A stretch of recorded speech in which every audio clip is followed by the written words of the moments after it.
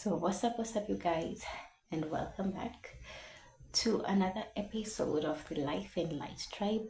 Now, it's been a while since I posted, but I am back like I never left. And in today's video, I want us to talk about the Tower of Babel.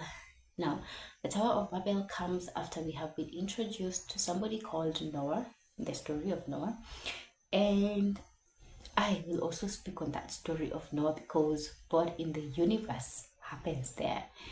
But today, let's focus on Babel. So, we are introduced to the story of Babel in chapter 11, Genesis chapter 11, and I will go ahead and read because it's not a long read. It's up to from verse 1 to verse 9, and this is how it goes. Now the whole earth had one language and few words. And as men migrated from the east, they found a plain in the land of Shinar and settled there.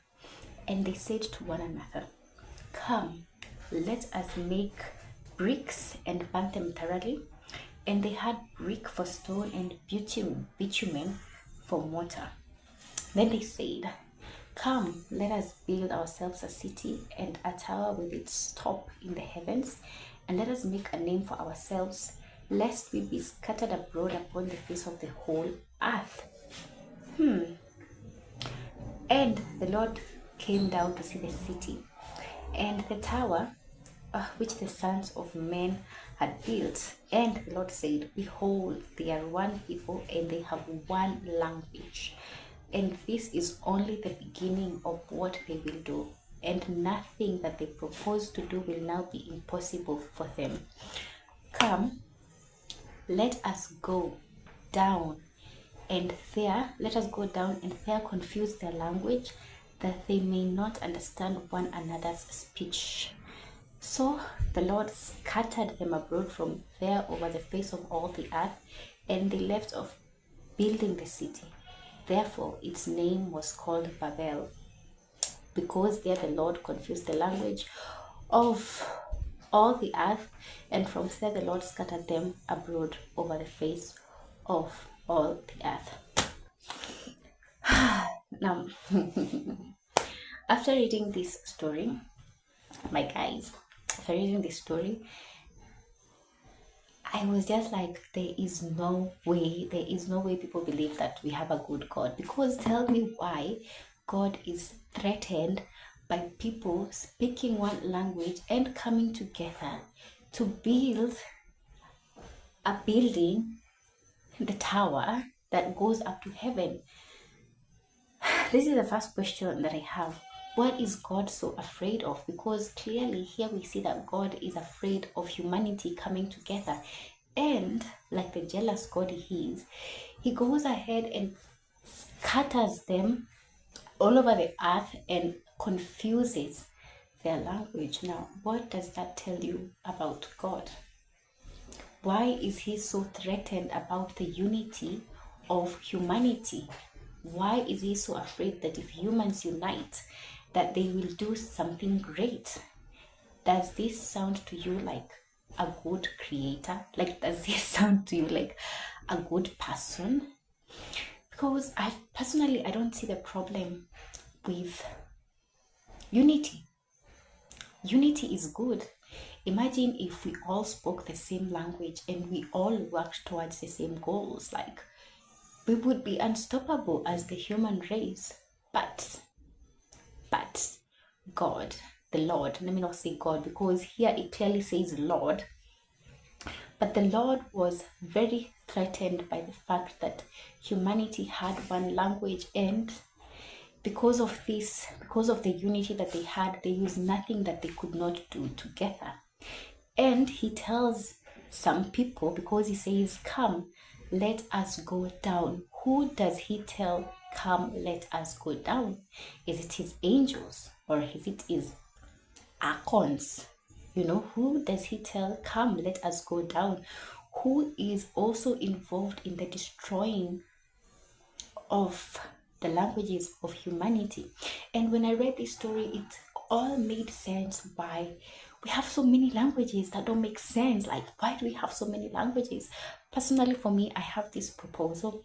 This is just my thinking that we should get rid of indigenous languages, especially here in Africa. We should definitely get rid of indigenous languages. Like, indigenous languages serve no purpose at all whatsoever.